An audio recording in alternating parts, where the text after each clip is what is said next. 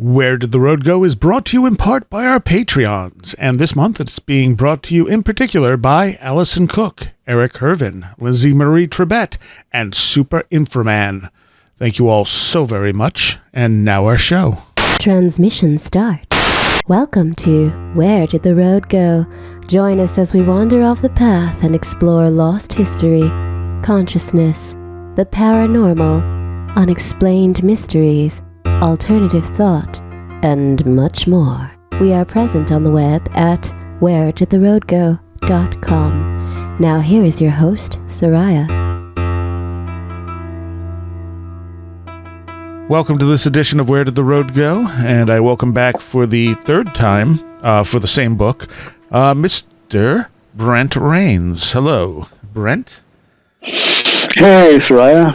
Thanks for having me on. The third time is the charm, I hope. Well, there was so much stuff in this book, and I mean, we've gone off too on some of your own stuff. The book we're talking about is John A. Keel, The Man, the Myths, and the Ongoing Mysteries, and has a foreword by Rosemary Ellen Guiley. It's self-published, right? Mm-hmm, yes. And there's so much stuff in this book. I mean, there's just amazing me. We had talked last time about stuff coming from the left side, and I realized that anything that's ever happened to me, like that I can think of while I was like half asleep or whatever, is always when I'm laying on my right side, which means it's my left ear hearing them. Okay. And it's not something I really thought about, and I was like, maybe it is the left side more often than not. I had laid down, was it after the last time we talked for your magazine or something? I wasn't even going to sleep. I just laid down, I rolled over on my right side, and immediately felt something sit down on the bed with me. And I was not in the mood. And I was like, stop. And then I rolled over, and there was nothing there. I just had to make sure it wasn't a cat or something, but it felt heavy. And I rolled back on my right side, and again, something pushed down on the bed, and I was like, all right, fine. And I rolled on my left side, and it didn't do it again. Well, I can't guarantee that it was related to brain hemispheres, but, it's a pattern that emerged when I was studying these things, and so I thought it would be, what would really be interesting is to have evidence of what researchers, which is a very expensive thing to do, but to have brain scans of experiences when they're recalling experiences, or perhaps when they're involved in a meditation where they believe they're interacting with some sort of interactive intelligence, and be it ET or ghost or whatever the frame of reference may be, and see what parts of the brain are being activated. And that would be interesting.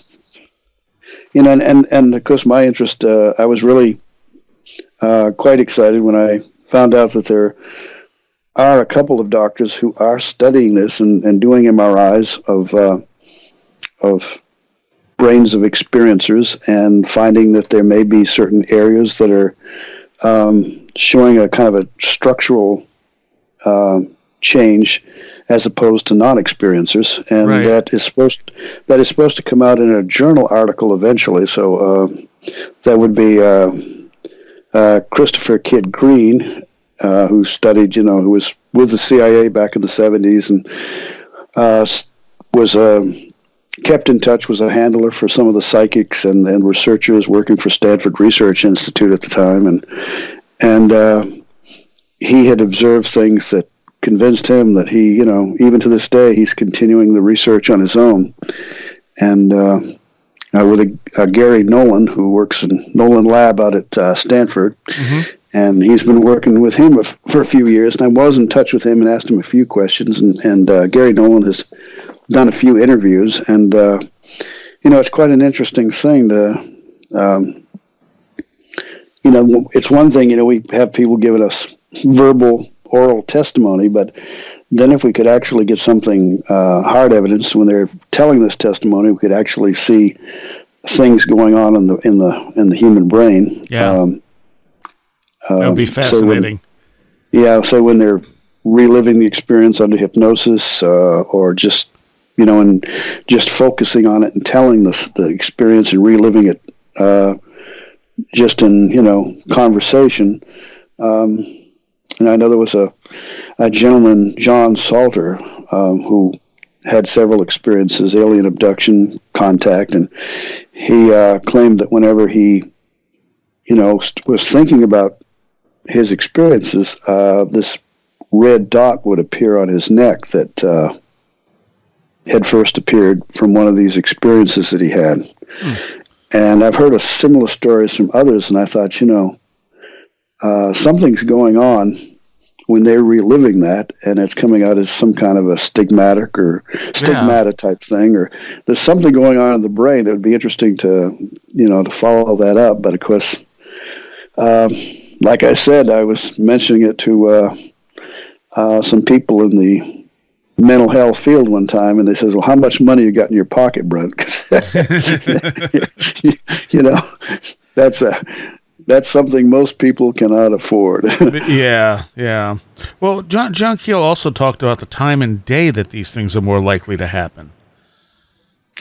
Well, yeah, he, when right at the very beginning, there was so much activity back in '66 and '67 that he began to see if there was some sort of unique patterns to the activity. And one of them he noticed right off was most of the sightings were on Wednesdays. And he thought, well, it shouldn't be on Wednesdays. It should be more on the weekends or something when more people would be out and about, Yeah. And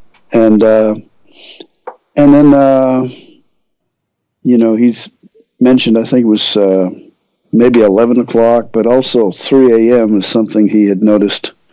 And that's something that Valley and others have talked about, a lot of the contacts being reported around 3 a.m. And also there's a number of things that happen around that hour. There's, the pre-dawn, there's like the energy in the atmosphere, the sun is going to start coming around, and there's an electromagnetic shift. And Keel wrote about this in one of his Saga magazine articles and talked about how he put a UFO detector up in Ivan Sanderson's attic there in New Jersey one time. Ivan Sanderson being a noted zoologist who was a good friend of his and also into UFOs and Bigfoot and all. And it kept going off around 3 o'clock in the morning. And Keel noticed, mentioned about the... like 3 to 4 a.m. in the morning, if you're in a jungle somewhere, there's this eerie silence that happens about that hour.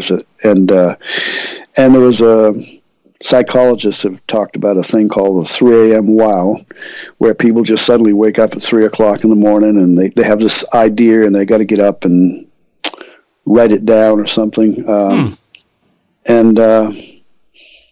And I read Rick Strassman in DMT, The Spirit Molecule, where at 3 a.m. There's melatonin in the pineal gland is released. And so I thought, these are all kind of interesting. There's also something someone told me recently about the Lakota Indians.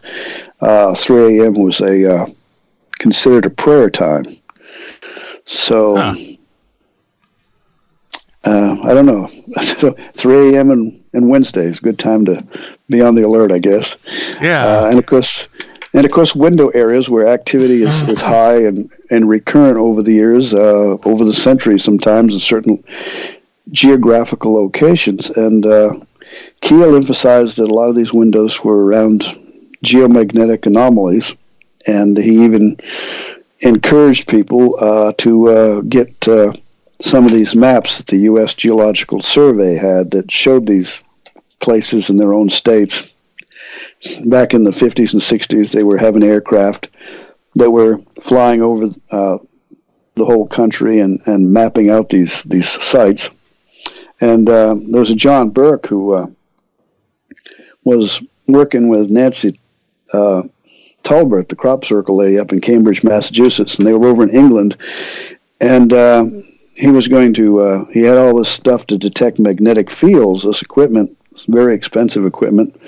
And he was to do it at the crop circles, but he also noticed that many of the ancient sites over there, the sacred ground was often right right where there was a geomagnetic anomaly. And he thought, how interesting. They didn't have these instruments like he did to detect this, but something in them was sensitive. They were somehow aware that this place was a little different. And then he went across the United States documenting different sacred sites of the Native Americans and down into Central America, and found again and again that there was this geomagnetic pattern. In fact, my wife and I went out back, I think, around 2007 to Albuquerque, New Mexico. He said one of the most powerful ones that he had found here in the United States was out there near Albuquerque. It was a 17-mile long mesa composed of volcanic rock. And a lot of these rocks, there were thousands of them that had these Indian artwork on them. Mm-hmm. And he went there and he detected these energy fields. One time he got in his car because it was moving down the mesa, and he tried to keep up with it to see, where it was going. Oh. And then he talked to one of the tour guides there, and she came out to talk with him, and she'd found out what he was doing. She said that for a number of years I've heard these people talking about how they'd go up among the rocks and they would feel the energy, and she said, I always thought they were just kind of new agey, but you're telling me there might actually be something to it. Well, I have no doubt that some people are more sensitive to this stuff than others, just like more people are more sensitive to electromagnetic fields. I mean, there are some people who can't even live like in populated areas because all the EM fields make them physically sick. Right. It wasn't too long ago, I guess about 93, that we actually confirmed, a lot of researchers suspected that we have, the magnetic deposits in our brains. Oh, yeah. And, been long suspected, and it's finally been proven. And I know my friend, Dr. Greg Little, a Memphis psychologist who's been studying the whole UFO thing, and also read a lot of Keel's material, even talked with him on the phone one time, and he believes that these probably magnetic deposits may well be a little more concentrated in some of these experiences. That would make sense. But so far, that hasn't been... It gets back to the cost of research again. Yeah. Well, I wonder if that has any connection to implants, too. I mean, maybe the implants are natural things that people who, have that type of a thing going on draw this stuff in, and then they think it was put in them because they never looked for it before. Well, I know that the late Nick Ryder up in near Toledo, Ohio, I know he worked in a lab up there where he actually had access to an electron microscope and such. And he was back in, I guess, the 80s and into the 90s. He started this thing where he got these powerful magnets, and he would find experiences to test them out and see if they had any reaction to them, but he was mainly seeing if they had implants. And he couldn't really validate that they had implants, but he noticed that a lot of them seemed to have a sensitivity to the magnets. Yeah. And so he even sent me a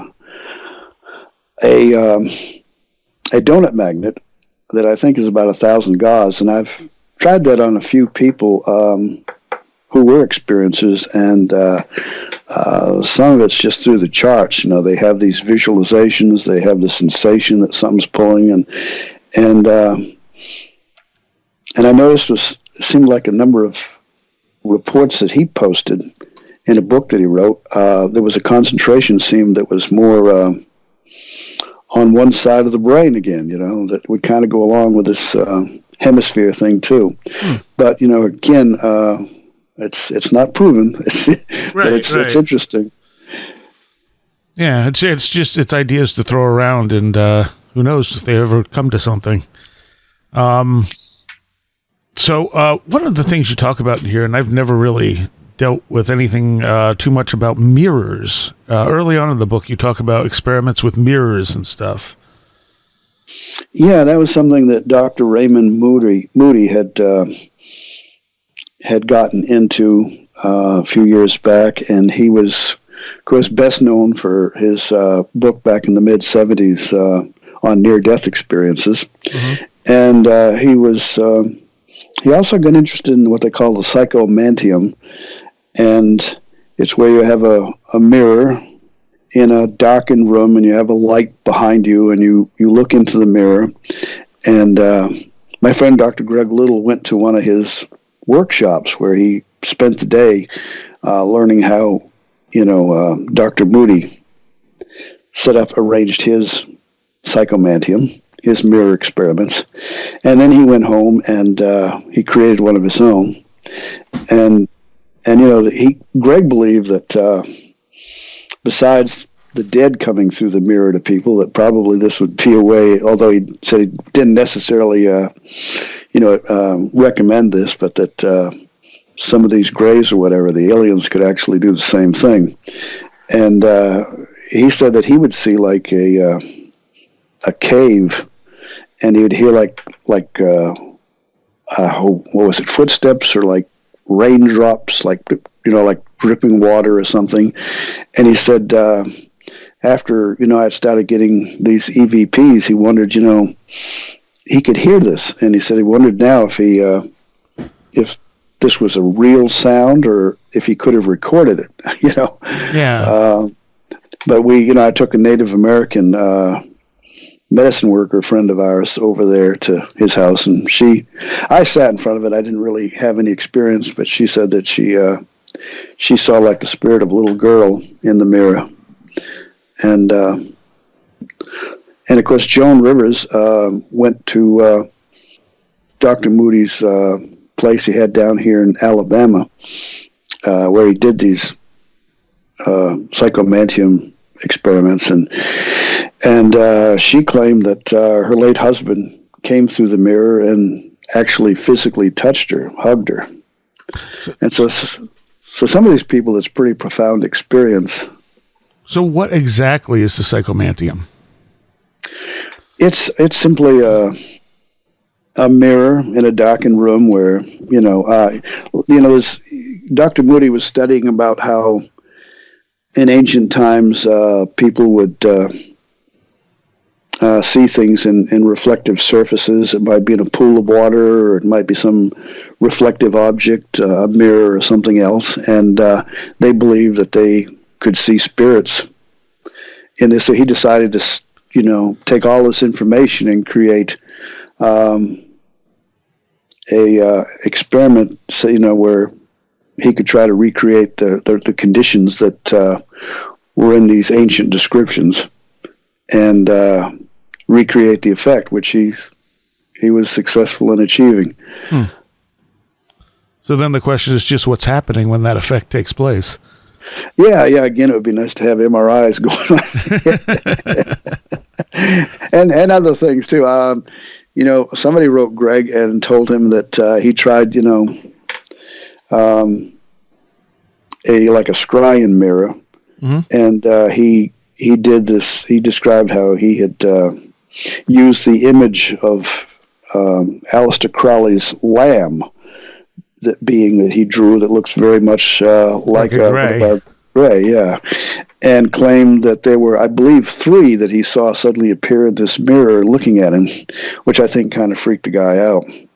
And of course, this is the sort of thing that Greg had earlier predicted people could probably experience if they tried that, although he recommended that they be cautious, and it wasn't for everybody to try. Yeah. I've also heard of people making mirror boxes, like taking the same size mirrors and creating a box, and apparently they start emitting noises, but I don't know if there's anything really to that. Well, I tried it. Nothing happened for me, but, I know people who have tried some things that worked for me that didn't work for them. So, I mean, everybody has, potentially, I guess, some knack or sensitivity to one thing that someone else may not. So I won't dismiss it, but I've heard of that too. Well, One of the things you cover in the book is various, because, Keel is known for Mothman in particular, various winged monsters. And you talk about a bunch that happen inside people's houses that seem to just be one-off things. Yeah, there was a family here in Tennessee, and the mother had described, she had 3 children. When this happened, they were all young, and it was in the wintertime, and the husband was at work, wouldn't you know it? And the kids came down from upstairs, all excited. They, telling about something laying on the floor up there, and she went up, and it was this winged creature with kind of like bug-type eyes, that had all these little, like a fly's eyes, has all these little mini lenses or whatever you want to call it in there. And she just sat there and looked at it for a while, and then she decided that it was just she needed to do something. She didn't know what to do. She was getting kind of scared, so she decided to take the kids outside, even though it was February, I think, and it was very, very cold. Mm-hmm. And they stood out there a while in the cold on the porch, and then she decided, well, this is crazy. So she went back upstairs, and at this point it was gone. And I know, there was a case that Andy Coleman had come across, that he's from West Virginia originally, and has written quite a bit on these things, and represented a lot of Keel's material in some books. And he had a witness claim that they woke up in the night and there was one of these winged creatures hanging upside down like a bat over him. And there was a case around that a Russian researcher had written about over in that part of the world, that involved a winged creature that got under a bed, and the people were poking broomsticks or whatever at it, and they felt like they killed it, and they dragged it out, and then they were afraid maybe it was some sort of exotic creature, that belonged to the government or something, so they left it out in the ditch outside the house, and then later it was gone. So I think that's a reasonable assumption. And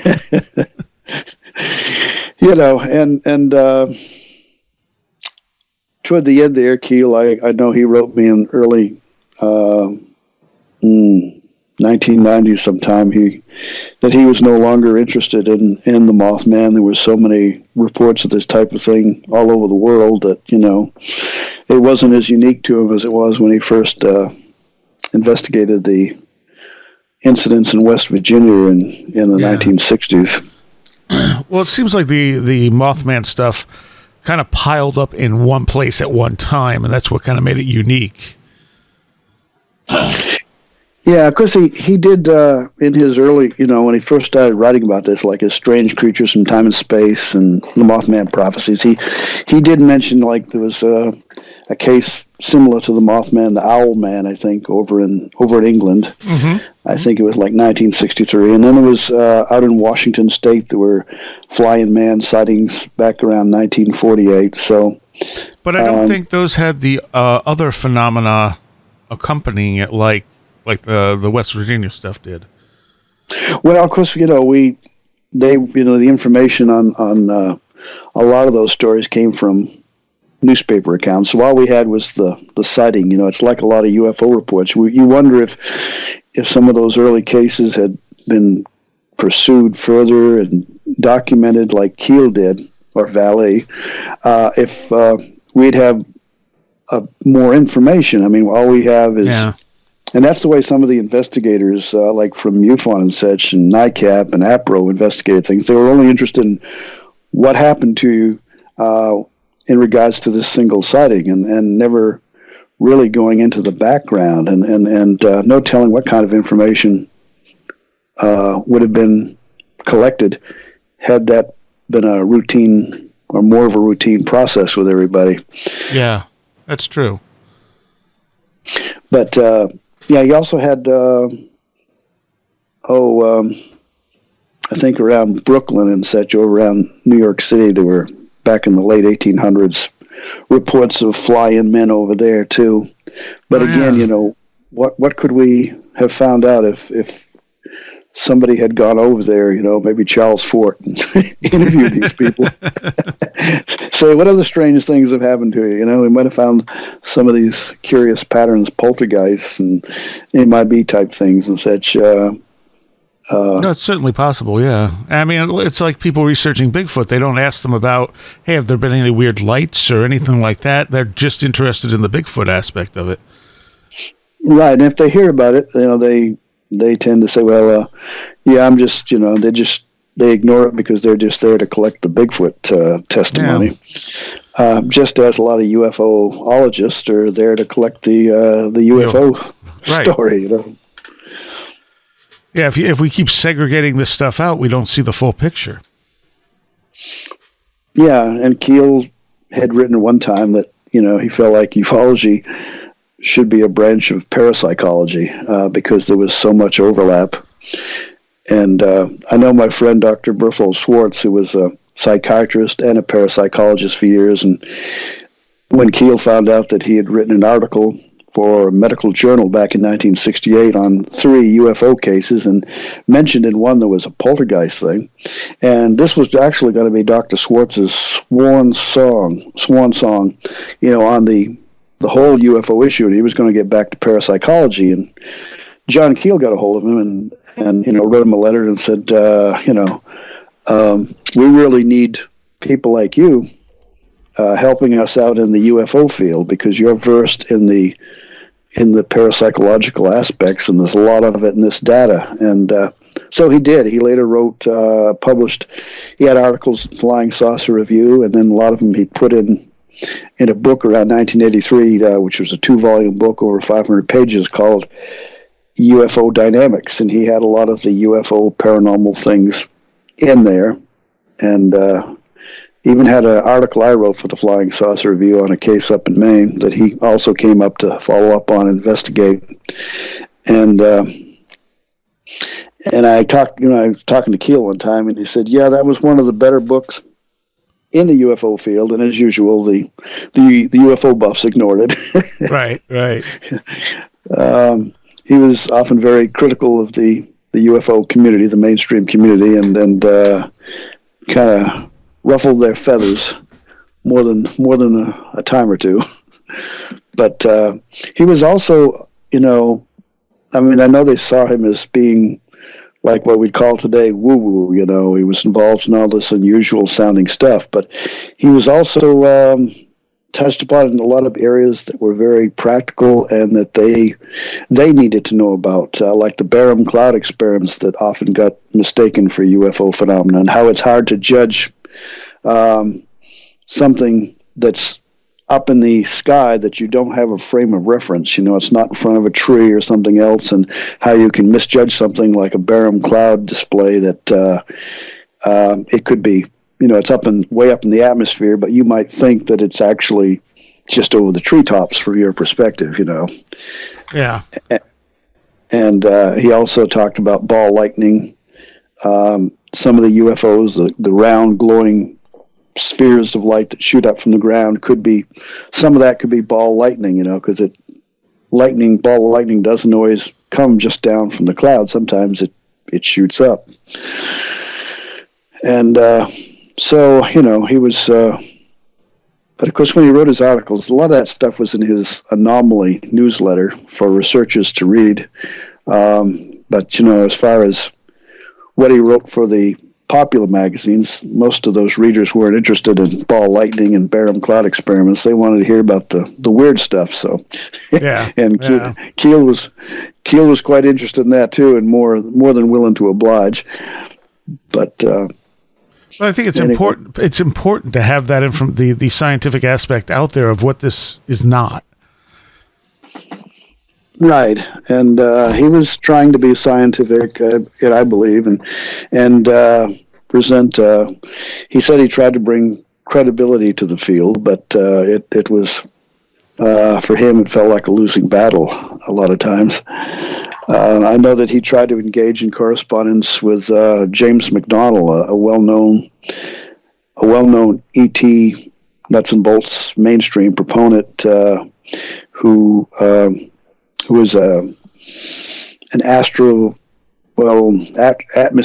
astrophysicist, physicist or meteorologist type person, and Keel and he got into an exchange, and he finally, I think the last letter he wrote back to Keel, he says, "I just don't understand what you're talking about. You jump around from one subject to the next."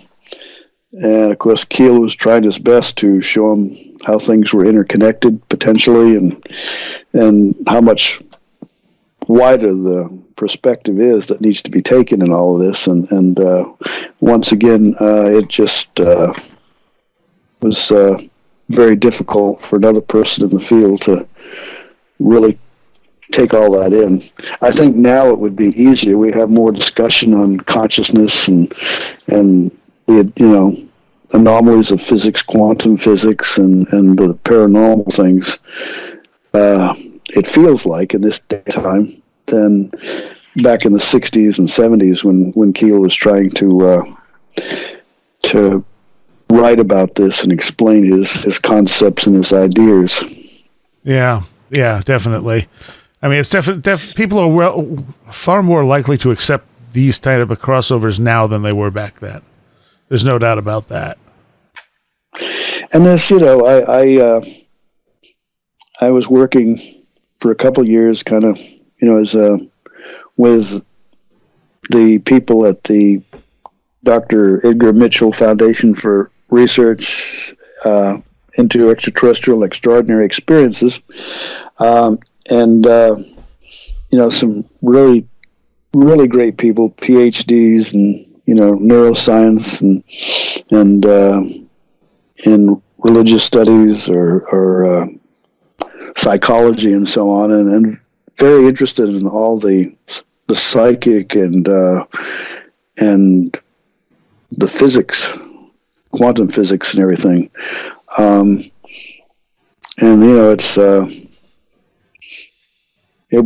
Seems like it was much harder to find these people back in the day. Oh yeah. But they're taking a look at all this stuff that Keel was quite intrigued with, and in fact, I'm writing I already wrote one chapter for their publication last year. The book they wrote, Beyond UFOs, which had quite a number of the PhD people writing, articles with charts and graphs, the statistical data they've drawn from thousands of experiences they've been studying, and so I wrote one. A lot of it had a lot of Keel's comments and everything, and what he encountered. And so Ray Hernandez wanted me to write one for their next book, just on Keel alone and how he thought. In fact, he put me in touch with a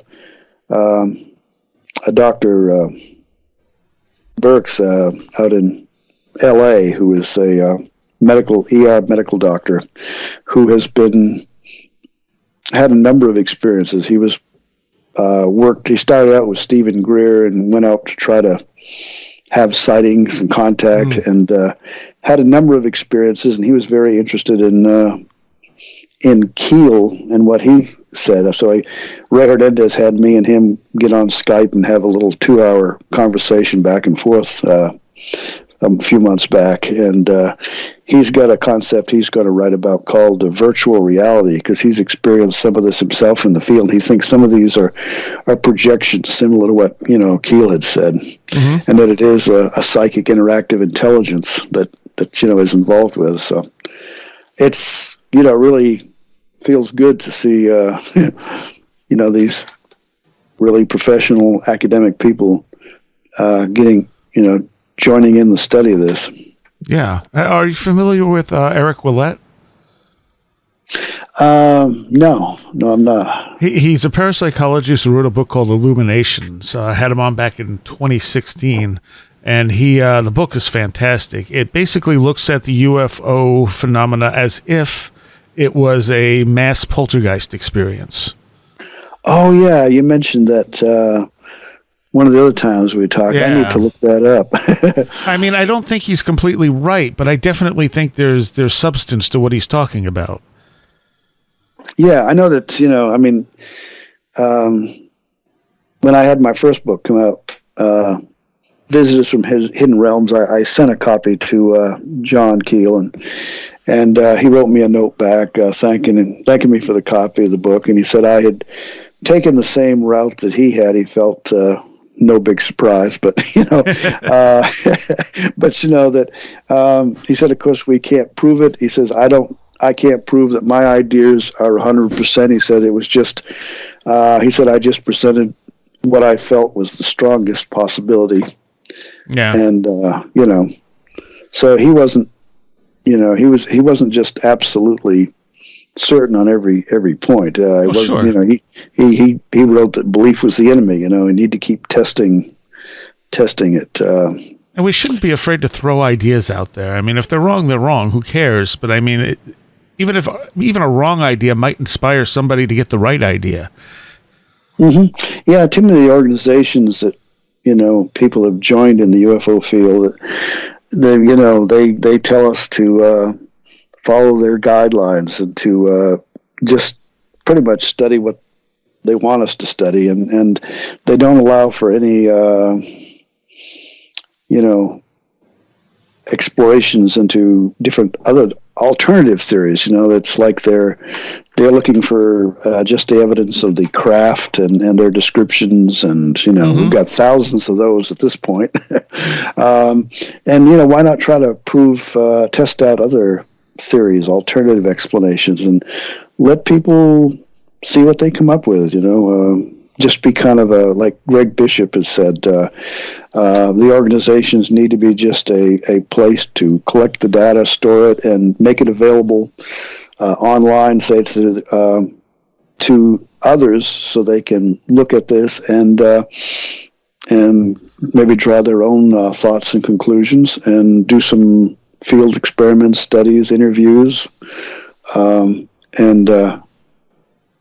and then not everybody has to be a carbon copy of everybody else's, procedure. Yeah, exactly. But I know when I was, a teenager and back in the 60s, I remember walking into NICAP's office in Washington, D.C., and there was a gentleman there who was at his typewriter.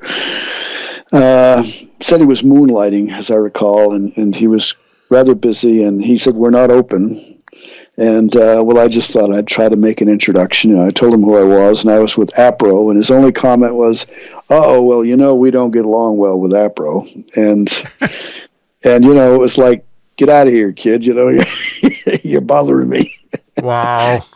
Even though my father had gone up and down all these streets trying to find this place and out of his way. And when I was with APRO, I mean, I also joined, got on as a main director or representative for their magazine, which included people like Brad Steiger and August C. Roberts, people prominent in the field. But they weren't, Coral Lorenzen of APRO wasn't too happy with my choice to join them. And she told me that as long as I was a member of Salsa Scoop magazine out of Florida, that I couldn't be a field investigator for APRO, although of course they would accept my money, Oh, sure. yeah. If I wanted to continue as a member, but I could not, and I thought, this is crazy, Yeah. It's all the infighting. Yeah, a lot of that. Well, that's what destroys and limits all these groups. Mm-hmm. Greg has written quite a bit about that. So, let's look at other things you've talked about in the book. Calls from the dead. I had on a parapsychologist talking about this years ago, Cal Cooper, and it's something that it almost sounds more like urban legend than anything else.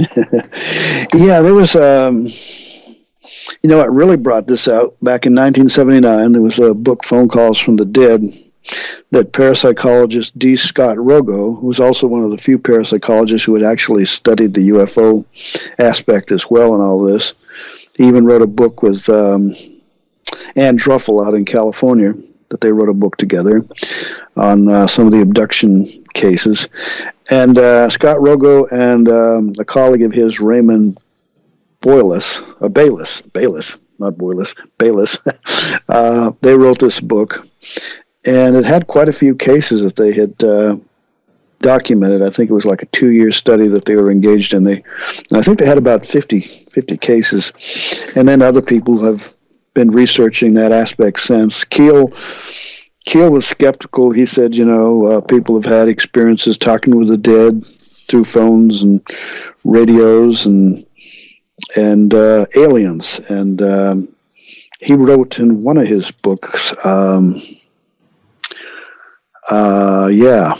think it was The Haunted Planet back in the 70s, where he talked about some of the early contactees claimed they were getting messages through radios and from aliens, and there were some pretty puzzling cases, and I think that started about 1952. Is George Hunt Williamson, and what was interesting, he was a contactee, and then I found him quoted in one of Harold Sherman's books.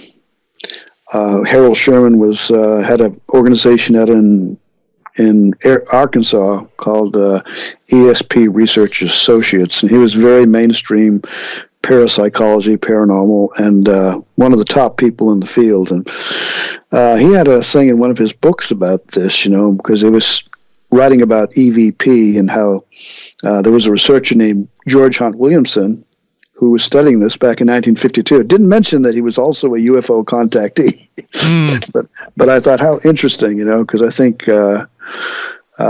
Scott Rogo and Raymond Bayless had written that, as far as they could tell, it was in 1956 that Bayless had begun to be able to get EVPs here in the United States, but it appears the contactees were getting it before them. Of course, when I was working with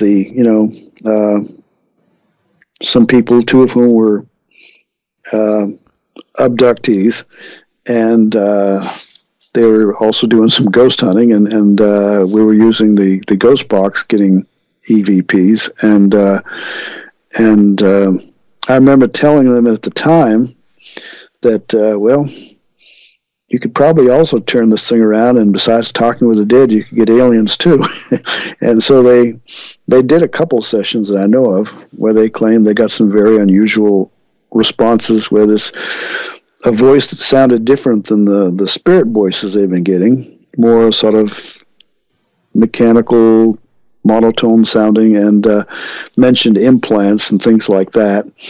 And one person actually saw, at that time, one of those nights when they were doing this, they were outside and saw a spherical object over this house where they were doing this session, just hovering there, and then it just sort of disintegrated.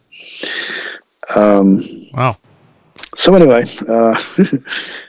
and that brings up the whole, how much of this is us manifesting some level of psi? Well, because that's been brought up, from early on in the field. There was I remember a German researcher when it was first starting up in Europe that Hans Benzer, I think was his name, who felt that a lot of these EVPs were projected from our minds. It's hard to imagine, though, when you hear these voices, interactive, intelligent type voices, that this could be from my mind. But anyway, that's one of the theories, and of course, I think I was talking with you when you came up with the express that maybe these things, they can read our minds, and maybe they can manipulate and pull these things from our subconscious, and they're actually taking this energy from us and doing something with it too. Right? Yeah. That some of us have more natural psi energy, and that another intelligence could perhaps capitalize on that. Mm-hmm. Yeah. I mean, it fits with some poltergeist cases because the Enfield one is the one I always point to where it seems like there was another entity involved there. They were able to show that the person talking through her really did exist, really did die there, etc., etc. It's possible she picked up the information from the environment psychically, but it's also possible that that spirit really was there and picked up on her psychic ability that was causing the poltergeist stuff and sort of hijacked it. Yeah, and it's always interesting when people get information on something that's going to happen and something very specific, and then it does, mm-hmm. And that indicates that it's beyond the normal ability of that person that we know at a conscious level to be able to do. But by the way, did you get the audio files I sent you? I did. You sent me a few audio files. I was having trouble making any of them out, honestly. A couple of them were very clipped, too, which made it harder. Oh, okay. Well, I had, I sent them, to the messenger, and I wasn't sure how well they'd do. Yeah, I could barely make anything out on any of them. I could hear the person asking the questions pretty well, and that was about it. Okay. Well, there was one there where, and this was on the 1-year anniversary of John Keel's passing, and so I asked, the group if we could go ahead and try to contact Keel, and they were all for it. And he had asked his contact if he could get John Keel to say his name, and just within a couple of so seconds, this male voice says John Keel, and we've gotten that.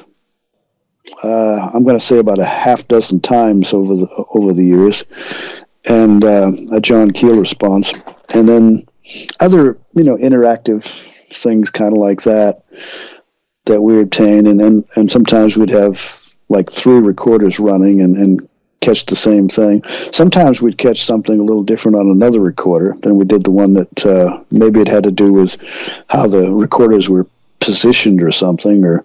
And these were spirit box sessions, not just normal EVPs, right? Yes, these were spirit box that we were doing, hooked up to some stereo speakers. We had to, in the first sessions, we had to talk real loud in order to be heard over the speakers there. And then we found, that we could have something written on a piece of paper and ask them to read what was on there. And a number of times we actually got the correct wording. Oh, that's interesting. So it was, we had some puzzling times there. It seemed like we were definitely dealing with something intelligent, interactive. My primary, concern was being able to prove to myself that it wasn't, and it was hard to imagine because, we'd do a session, say, around 7 or 8, and then we'd do one around midnight that someone would be having a microphone planted in there and then transmitting over a radio transmitter, but I knew that people were going to ask, about the circumstances. Could I prove it? So eventually I got one myself, and I've even picked up John Keel and other things here at my own home that's about 70-something miles from the house where we had initially had that session and other sessions. I mean, we can go multiple locations in a different state and still pick up some of these same things. But doesn't that kind of suggest that it's something at least connected to you, if not some level of your unconscious doing it? Well, there's a connection. I'm not sure because I really don't consider myself all that psychic or anything. But yeah, there is a connection, like with Brent Oldham, who introduced us to the process, and he used Bishop, this being named Bishop, as his guide in the process, his tech. And lo and behold, whenever I ask, when we're doing a session, who is there to help us, Bishop is one of the first people that comes through. In fact, I just did a session 2 or 3 weeks ago. I hadn't done one in quite a while, and as soon as I switched on the scanner on the ghost box, the radio, the first second, the voice said Bishop. And, and that's all it says is just Bishop, And we have like I know there's a place that has a Bishop Ford Motors or something, car dealership, but it's never like that. It's just this voice that says Bishop, and then every once in a while there'll be something added to it, or his voice, it'll be Bishop, and then it'll be another person that we also know, like Philip, whoever Philip is, and connected with, trying to get these other contacts to us, because we'll ask her in that first session who's there to assist us. And so I don't know, it's just, but I was really excited and did this a lot for 3 or 4 years, and I got to where I thought I'm spending too much time on this. Just the idea that there's an intelligent, interactive responses that seems to go on, but it never was really telling me anything that was furthering my knowledge of, who they are and what it's all about. So only in special cases now do I, every once in a while we'll try it out, but it's not the same as having John Keel right here on the phone alive and talking to him. Right. What was the thing I wanted to? Phantom landscapes. You talk a little bit about that in the book. Yeah, it's kind of like Jenny Randall's the Oz effect. It's like people having experiences, and suddenly the environment seems to change. Like they may be in a shopping mall, and usually there's all kinds of cars and people around, and suddenly it's just them and these entities. In one case, the these MIB types, the Men in Black, and then too, there's in that MIB case in Canada, the person reported that these two beings walking across this muddy field, and when they went over there to look after them, they disappeared on the other side of the field and tried to follow their tracks. There were no tracks, but he had distinctly seen him, walking across this field. Yeah, weird things that, and of course some of it gets just too weird for some researchers, so they, they just choose to ignore it entirely. But, and again, it sort of suggests an altered state of consciousness. Oh yeah, it does, and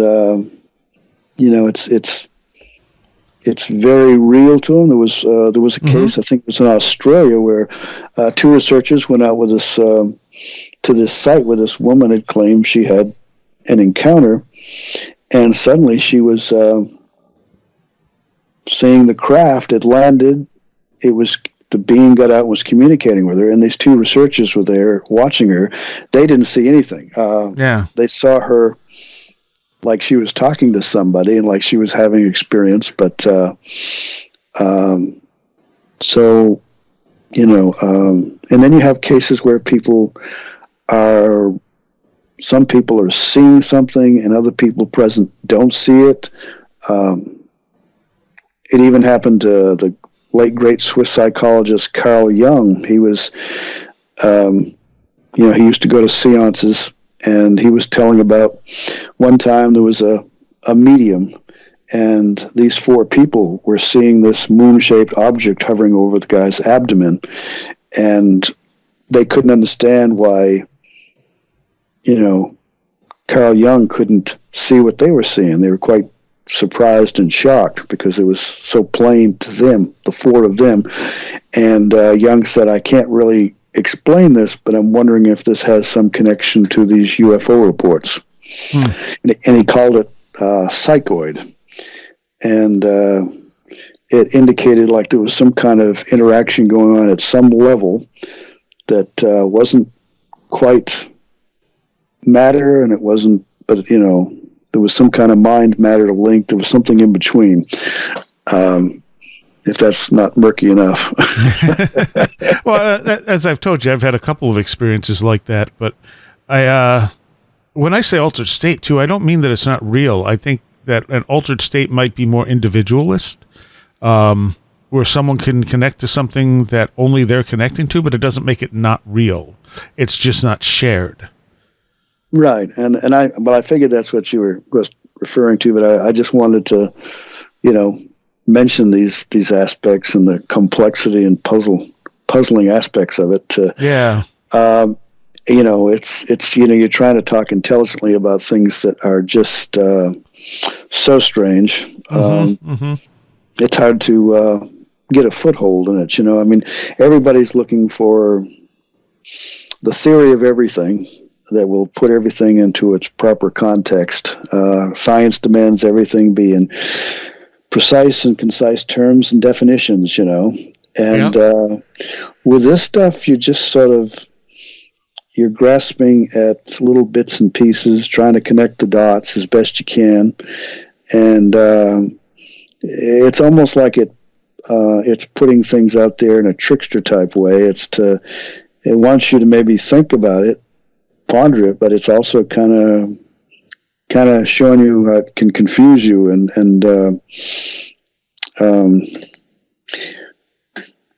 well, it confuses us. I mean, maybe the point is that we need to study these things more closely and try to catch up with what is going on. It's certainly beyond our present level of our present ability to understand it.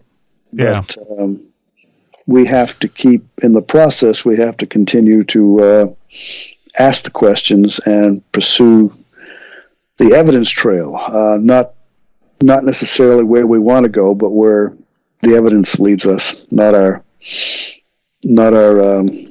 desire for confirmation of our beliefs. Yeah.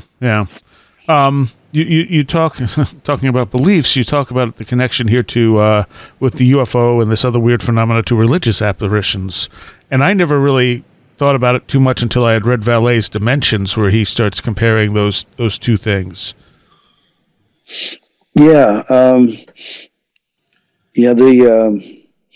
Keel and Vallet both, they had in their writings looked at a lot of the Marian apparitions and how they were a lot of similarities between the UFO contact experience and even with the Fatima event there, October 13th, 1917, with those child visionaries had predicted that date there would be something that would be given as proof to the populace, because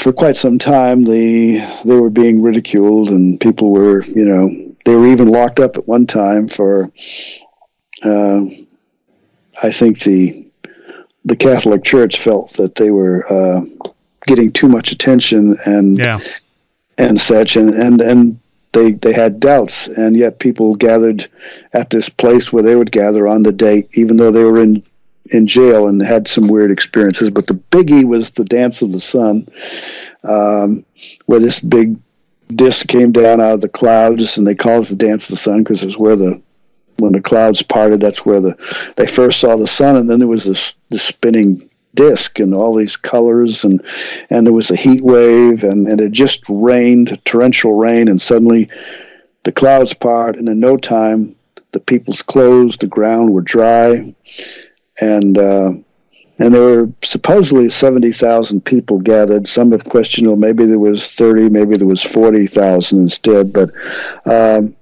irregardless, there was a lot of people there, who witnessed some things. The object made some of the classic flying saucer maneuvers. I think they're like the fallen leaf motion, and then there was the angel's hair type things that's been associated with these reports in different places. And even years afterwards, at that site and other sites, there were similar miracles that continue to happen, in that region. And even right there where in Fatima, there was an angel's hair photograph that was from 1957.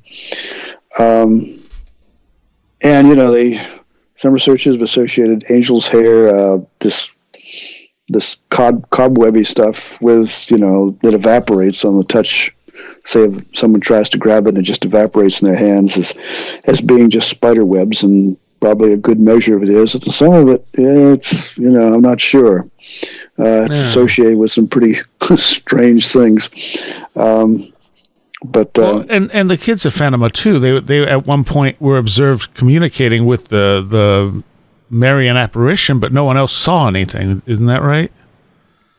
So kind of like what we were just talking about. Oh yeah. That's happened not only in Fatima but in other cases with young children, and then at other times, other people for some reason did see things, but a lot of times when there were other groups of people around, and they would be in a trance type state, and they even mentioned how they didn't know how they could be like in this paralyzed, motionless state for so long as children, and they were communicating with an unseen being that the people couldn't see, and how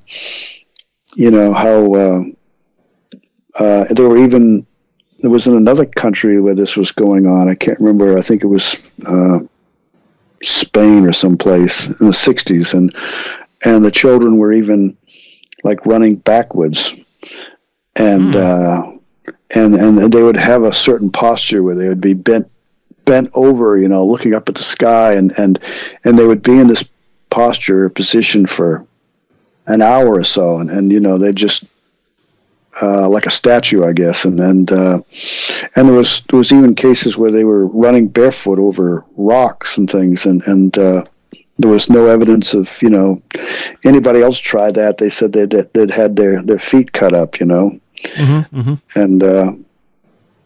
And then of course there were miracles of people reporting healings and other people seeing apparitions, and sometimes as these lights. My friend Greg Little said the most impressive to him cases was Zaitan outside of Cairo, Egypt, where there was a church there from like 1968 to 1970, had thousands of people who saw, photographed, and filmed appearances of a Marian apparition on top of this church, and then there were also these large doves or whatever. They felt they were doves, but they were very large, and sometimes just orbs like flying around. I remember seeing one photograph where there was these lights, and they were in the shape of a cross. And while he and his wife Laura, they were over there a few years ago, and he said they went to the church and they actually talked to some of the witnesses, and he feels it's some of these Marian apparition cases are some of the best evidence that we have. I know Valet wrote that that was one of the best witnessed UFO events was Fatima, because there were an estimated 70,000 people. I mean, we've had some impressive multi-witness UFO cases over the years, but if 70,000 is correct, that's one of the most impressive. Yeah, definitely. You mentioned the falling leaf motion, and that's one of the things that Eric Willett talks about in relation to it being like a poltergeist encounter, because apparently apports, when rocks or something will suddenly appear, sometimes demonstrate that same falling leaf motion as they're falling to the ground. I haven't heard that. That's interesting. So that was one of the things that led him to connect, I think, the two different things, because he was seeing similar phenomena similar behaviors between the phenomena, even though they seem to be very different things. Yeah, I think even Dr. Hynek once, I think in the mid-'70s, I think it might have been in when him and Valet sat down and talked, and then they talked with some other people too about these different ideas and concepts, and they put it all together in a book called On the Edge of Reality back in 1975. Mm-hmm. And I believe it's in there that Hynek made the remark that some of these incidents of cars being followed down the roads by strange lights. Kind of reminded him of poltergeist type phenomena. Oh, that's interesting. And it's kind of like, the reports of quite a number of reports. I know Keel wrote about one there in the Point Pleasant area in the 60s that involved a young couple who were at a lover's lane type place, and the UFO come down or something, and afterwards they had burns on their bodies. Yeah. And there's a lot of stories of people out there, lone young couples on these deserted country roads, encountering some strange things. Yeah. And again, that leads me to wonder, like, they're obviously doing what they're doing and stirring up a lot of sexual energy, and if that's something that these things are drawn to, or that are help creating these things, is that sort of energy. Yeah, I know one guy told me, kind of surprised me. He was telling me about when he was younger, he was out with this girl, and they were in the back seat, and he said a light, ball of light came through the back window and went through his body and out the other side, apparently. And I thought, that's interesting. But no telling how many stories like this. There's a book for you, UFOs and Lovers Lane. But it's not just UFOs; it's monster sightings too. Yeah. There have been a bunch of those, and so it's the energies. Yeah. Let's talk. We have a few more minutes here. Let's talk about Shag Harbor. I don't know if I've ever even talked about Shag Harbor much on this show before, but you have is it a whole chapter on it? Well, I delved quite a bit into it. There was a Barium cloud experiment that night. Was launched from Wallops Island, Virginia, and this was one of those things that generated some UFO stuff. And I mean, I had looked it up again because I was living in Hullville, Maine, and up on a hill there, and I know myself and others in the neighborhood. October 4th of 1967, and I hadn't been too many months into the UFO thing when this happened, and there were these different colored clouds off to the south, and I thought, man, could it really be that we're about to have a visitation, that this is, the big event is finally here, Mm-hmm. And then the next day, the paper said it was, this barium cloud experiment. And in John Keel's Operation Trojan Horse, he describes, it seemed like these lights were following him, and he pulled over on Long Island. It was the very same night, October 4th, 1967, and close to the same time that he had written there.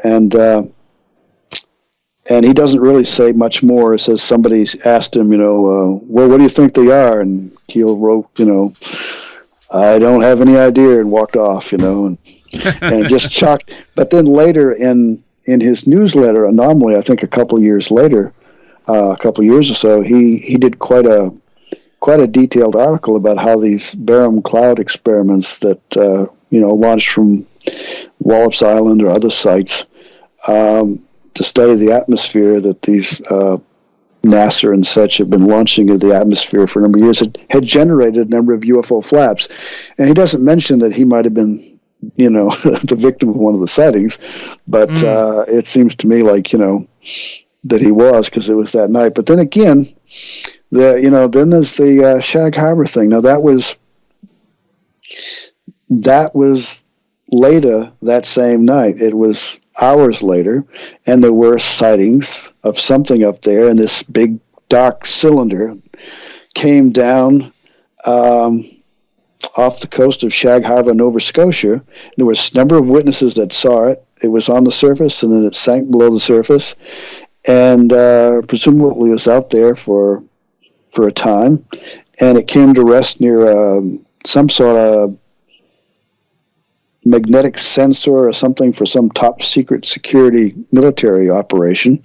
And I thought, And somebody had told the author of this book, Doc Object, that was written about this case, that it was he'd been in the military, and he said that it had been tracked by NORAD coming from over Siberia, making a semi-orbital shot, and then coming down there at Shag Harbor. And so I don't know of any references to any more barium cloud experiments that we had. I did kind of wonder if maybe this might have been a Soviet thing, that they fired something because they detected something in the atmosphere and mistook it for something that we were doing that maybe, I don't know. But anyway, there was a report that a Soviet submarine was there shortly afterwards monitoring our investigation of this. And then there was supposed to have been another object, and it joined this other object that was under there. And then the two anomalies drifted off the coast of Maine, and eventually something was seen flying out from the ocean. And they think it was the authors thought maybe it was these two objects. And I wrote to one of the people. They have a annual festival now for this event, and I wrote to one of the people over it, and they had never thought of the barium cloud thing. But I think there was an airline report that they had up in Canada that was, I think the timing of what they saw and the description was probably the barium cloud. But the other sightings, they're, pretty strange. Yeah. And hey, maybe the whatever's operating behind the UFO intelligence there, maybe it was curious about what we were up to and came in to take a closer look. Who knows? But weren't there some Men in Black connections there too? Oh well, there was there was in Keel's writings. I think it was in Mothman Prophecies. He wrote about a woman out in Minnesota where there had been a lot of UFO activity, and telling about this strange guy who, by the name of, if I recall correctly, was Richard French. And, Keel just thought it was another one of those mystery men. He asked the woman, he was having an upset stomach, and she recommended some Jell-O. And she presented him with a bowl of Jell-O, and he didn't seem to know what to do with it, acted very peculiar. And there was actually a case that Valley documented, another case out in California involving a guy in a restaurant who didn't know how to count change and who acted very peculiar and didn't know what to do with Jell-O as well. So that I included that in there. But it seems that during these disclosure meetings in Washington, there was a guy from the Air Force named Richard French who said he'd been like a disinformation agent for the Air Force. And so, it had the same name as the guy from Minnesota. And he also claimed that up in back in the 1950s, as I recall, that he had witnessed craft underwater and alien activity. But it wasn't Nova Scotia. It was further up the coast from there. But and it was a different time frame. But anyway, someone had speculated that perhaps he truly was a disinformation agent for the military, like he claimed, and maybe he was the guy out in Minnesota. Yeah. So we certainly know that the military has played games like that, trying to make witnesses look ridiculous and all kinds of stuff like that for whatever reason.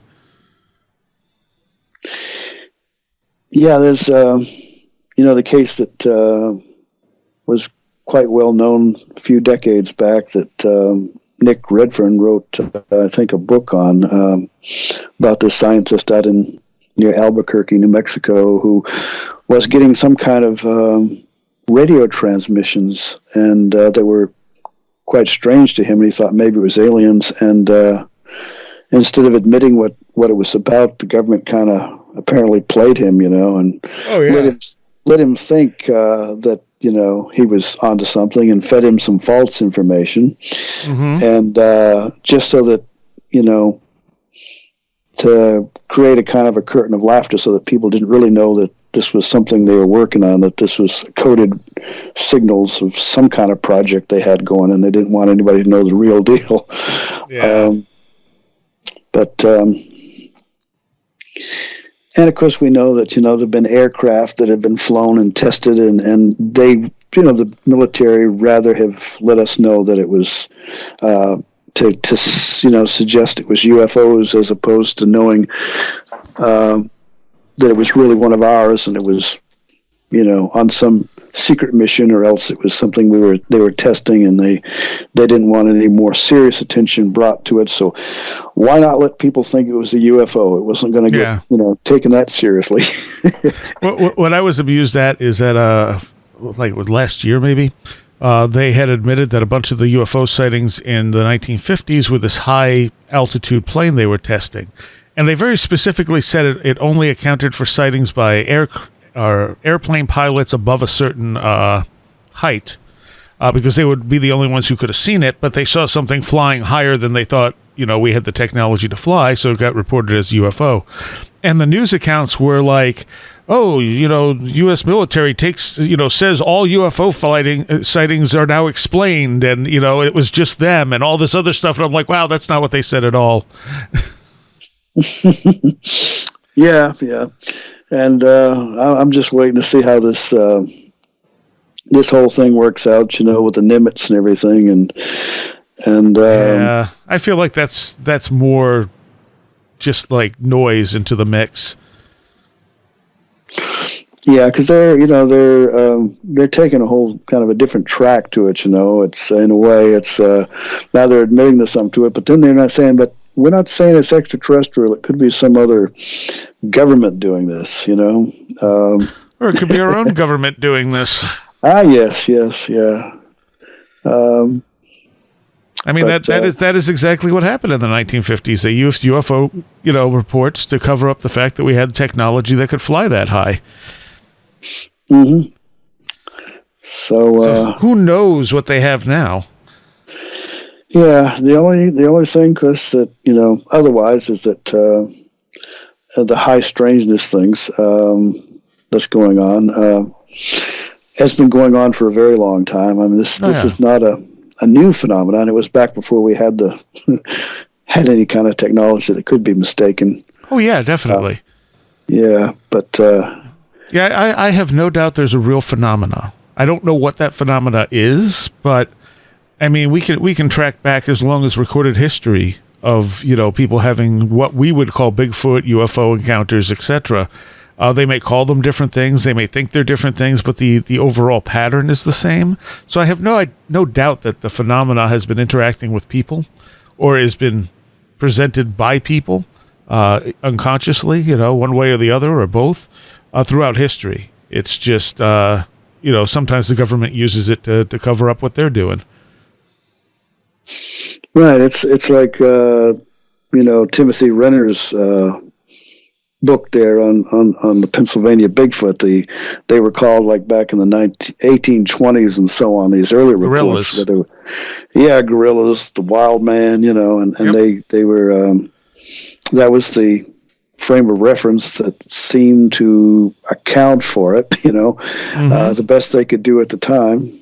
And like today, someone sees something, and I know twice I've investigated two situations here in Tennessee where there was a Bigfoot outbreak, and the local citizens, come out with their rifles and try to track it down, and then after a few days, everything returns back to normal. It's over. Mm-hmm. Mm-hmm. And it's interesting how things like that happen at flaps too.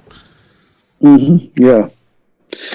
But then it's interesting too how, even though it comes and goes like it does, that certain areas seem to have recurrent phases where this activity will erupt like it does, and people may report these strange creatures that are killing their livestock, and then seems to have quite an appetite, and then all of a sudden it's over, and no one ever figures out what it was. Yeah, and that's the especially weird ones when you have the, livestock being killed and such, because this is not just someone seeing something. This is something that's having a very physical and, in this case to the animals, deadly effect. Mm-hmm. Yeah, it's there's, you could write a book on that alone. Of course, Keel, when he wrote Strange Creatures from Time and Space, that was a lot of the stories that he included in there. And of course, when he was growing up around Perry, New York, back when, I guess about 1940, because he was, I think, only 10, and he said that there were people reporting a gorilla nearby crossing the little country road by a farm, and once again the people went out with their rifles to try to kill the thing, and then pretty soon it was all over.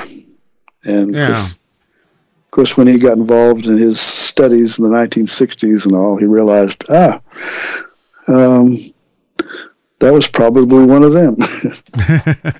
and then there's like cattle mutilations, and in some cases you can look at it and say, this seems to have a human aspect, and then you have some of the really strange cases where you're like, I don't even know what to make of that, and why would there be two different things causing this?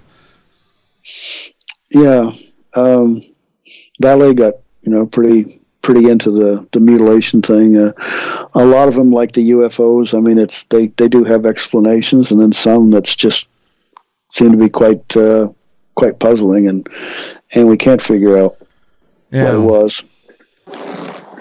And it's one of those things where if you only look at it from a certain angle, you're like, oh no, this has an explanation. But then when you include all the data, it's outright puzzling. Mm-hmm. Yeah, I know there's a lot of people that think a lot of things have been explained that haven't. They assume that all the crop circles have been explained, that Uri Geller has been explained. Right. Lots and lots, but Well, and I think in the case of someone like Uri Geller, he's a showman as well, so if you're going to go on a national stage, you're probably going to use sleight of hand rather than any kind of psychic ability because you need it to work. Yeah, I know that, someone questioned, like the government, the CIA's Stanford Research Institute, their deep involvement in it. And I think it was Christopher Green that said, oh, yeah, we know that he will attempt sometimes to do sleight of hand. They said we caught him at it. It was very clumsy. What we've seen him do, was things that absolutely there was no explanation. We had all these controls in place. We know that he can do it. It's not a question, but some people want to, of course, dismiss the entire effect and everything. And then I know I talked, as many people did with Edgar Mitchell. He was, he was taking silverware around with him to test some of these children who would see Uri Geller on TV, and they'd stop being able to bend the silverware themselves. Mm-hmm. And I'm interested to find out. I think Timothy Renner was recently describing how he was at a spoon bending party or something just recently where observed. I'll have to. When I get to talk with him, I got to ask him about that. But I heard him on some interview that he was doing. I'll have to ask him about it. Yeah, I'm sure it was him, and he was with some of his friends, and they had some. I think it was some woman that was supposed to be pretty psychic, and helped to produce some of these effects with him. Huh. So. Yeah, I would love to see that. I know I went into an editor's office in New York City one time. He was editor of Beyond UFOs and UFO Update and Beyond Reality. And he was telling me that Uri Geller showed up in his office one day, and I think it was like pins started popping off a bulletin board, and something on his desk moved. And he said there was no way that Geller could have prepared for that. This was the first time he'd ever been in my office. He said, Right. there was no time to set up, some kind of magic effects. All right. Well, we are out of time. I thank you for coming back for this third part. The book, the latest book you have is John A. Keel, The Man, the Myths, and the Ongoing Mysteries. You are Brent Raynes, and your website is what? It's apmagazine.info, and the magazine, of course, is Alternate Perceptions. And thank you very much for having me on your show. Oh, anytime. Seriah, appreciate it. And very enjoyable, and I enjoy glad you did the interview with me. Oh, yeah. A while back, which is in the December issue of Alternate Perceptions now. I want to thank all of our Patreons, without whom this show may not even be possible. And I particularly want to give a shout out to those pledging $10 or more: Allison Cook, Eric Hervin, Lindsay Marie Trebet, Super Inframan, Tim, Rob Drummond, Alex Whitcomb, Edu Camahort, Elliot Keegan, Janet Bunderson, 36 Dingo, Maria, Jennifer Campbell, American Rambler, Kevin, John Rutledge Foster, Eric Citron, Andy McNamara, Sasha Org, Matthias Sunby, Dominic O'Malley, Christopher Vaughn, Riker and Stark, Sean Cosgrove, Jose A., Roger Gonzalez, Craig Cicernos, Ray Benedetto, Lindsey Jackson K., Alfred Tuttle, Kevin Schreck, Patricia Giaquinta, William Lovelace, Mark Brady, Chris is a hot dog a sandwich, and Carla Mahoney. Thank you all so very much. All right, there's an extra Patreon segment with Brent as we discuss the nature of time, as well as the commonality of anomalous lights in this phenomena. So that'll be up later in the week for Patreons. See you next time. You have been listening to Where Did the Road Go? This show is made possible in part from our Patreons, and we thank you and everyone listening for helping us continue this exploration of the strange. You can always find everything Where Did the Road Go related at www.wheredidtheroadgo.com. And thank you so much for your support.